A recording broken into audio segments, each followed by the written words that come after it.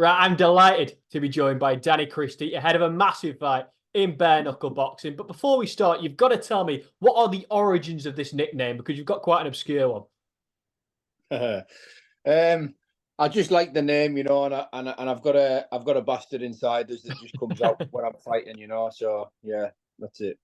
Perfect. I've been looking through your Instagram trying to put a picture together of how you became the bare knuckle fighter you are today. I saw a few pictures of you and John Fury, who's sort of quite well respected within the bare knuckle fighting community. What do you make of John? What have your experiences been like with John? And can you see him one day getting in the bare knuckle boxing room? Because I'm led to believe he's quite good at that. Listen, personally, I can't see it. I mean, I think it would be good for the public. Personally, I just can't see it. I've got a lot of respect for John. He's been nothing but kind and courteous towards me. He's had me in his house many times. He's had me sparring with his son. He's had me in his gym. And I've just got a lot of time and respect for him, and he's done me a lot of favours. So, yeah, big up John Fury. Fantastic. And I ask about John Fury to lead me to my next question. Like him, I know that you believe in a higher power. I saw you talking about that on James English. Can you tell me a little bit about why that is? I know you've been shot, you've been stabbed, and that sort of made you believe in God. Well, I think faith is something that, we have to find ourselves. It's something that, it's a bit like wisdom, I suppose. It can't be taught. It's trying to teach a kid about higher power or faith is, falling on deaf ears, for lack of a better phrase, because it's something that you have to feel yourself. God's in my heart, and I've had God in my life long before I ever knew that I had God in my life. I've been protected from a higher power since the day I was born. I should probably have been dead about 3 or 4 times over. And just looking at it, for what it is, God is the ever present.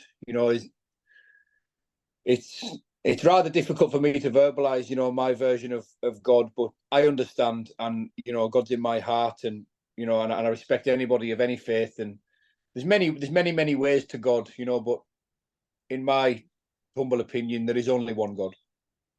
Fantastic. And I know in your Instagram bio, you mentioned addiction and how you've overcome that. But can you tell me a little bit about how bare knuckle and perhaps having a purpose, something to channel your interest in, has helped you? Oh, absolutely. It's given me the drive and the purpose and the incentive that I need to live a better life, without something to make me get in the gym and something that demands I'm in fight shape. I'd probably just spend a lot of time moping about on the couch. So yeah, it's put a firework up my ass, shall we say. And yeah, it gets me out of bed in the morning, it gets me running in the morning, and it's a big part of my life at the moment, and with my age and the way I feel, the window is closing for me to perform, but it's not closed yet, there's time. Fantastic. And can you tell me a little bit about your background? What led you to becoming a bare knuckle fighter?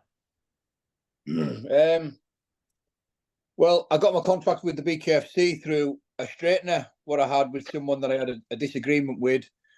It was in a gym in Manchester with another well-known undefeated bare knuckle heavyweight, and we kind of punched each other to a standstill over about 10 minutes. The fight went viral. I had a representative from the BKFC get in touch after watching that fight and asked me if I wanted a 3-fight contract. And I've got to be honest, I thought it was one of my mates pulling my leg at first. But yeah, once the paperwork and that came through, I knew it was the real deal. I signed, I spoke to a few people, and the rest is history. You've won a title. So can you tell me about what that moment was like when you claimed the belt? Well, I won the title before my loss because it was a domestic title against the undefeated triple champion Anthony Holmes, which was, has to be the highlight of my career so far. Anthony Holmes is a great fighter, and to knock him out the way I did in his own backyard was, it was an achievement I'm very proud of. I had a fight with Jared Warren after that, and I just got smashed to bits. I had a bad night. There was a lot of stuff going on in fight week, stuff that I haven't yet mentioned because I don't want to take the shine off what Jared Warren done to me that night. He'd done exactly what you would expect a big, hard hitting southpaw to do. And he smashed us to bits, and fair play to him. And before I concentrate on your next fact, there's a couple of bare knuckle icons I want to touch on. Somebody who you once referred to as your hero on Instagram within the bare knuckle world, Mike Perry. He's doing amazing things. Do you think he's instrumental for why bare knuckle is growing at the rate it is?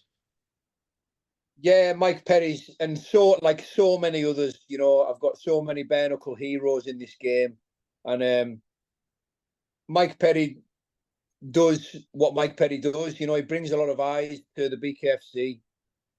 He's obviously a superstar, and it it's above and beyond Mike Perry. Really, it's every person and everyone that competes in the BKFC. Has to get my respect. I've had so many fights outside on the street and so many gloved fights. Nothing really compares to bare knuckle. There's no animal like it. It's a thing all by itself. And your good friend Mick Terrell, I think you put a post on Instagram about sparring him once. You did manage to land a punch on him, which is pretty incredible. But he's obviously a heavyweight icon right now, a heavyweight champion. What do you make of the potential of a possibility of a massive fight between him and Mark Hunt? I think the potential's there for Mick now to get a name, sort of somebody in the region of a Mark Hunt, a superstar, and I think Mick deserves it. And I would love to see Mick in with a big name like Mark Hunt, or I think the possibility of him fighting Ben Rothwell is greater than him fighting Mark Hunt. But I just want to see him in there with some big names. And personally, I think Mick beats them all. I don't think any bare knuckle heavyweight on the planet touches Big Mick at this moment.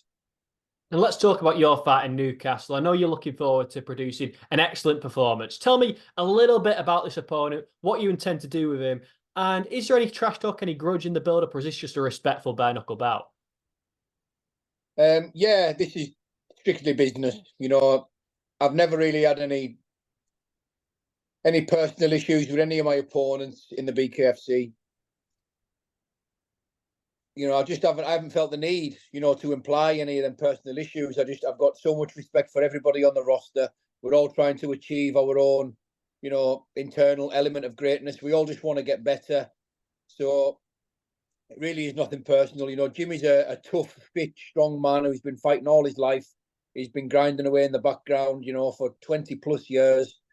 He's fought in multiple disciplines all over Europe. He's a right handful of a fella. And I'm predicting a very violent encounter, where I'll get my hand raised at the end.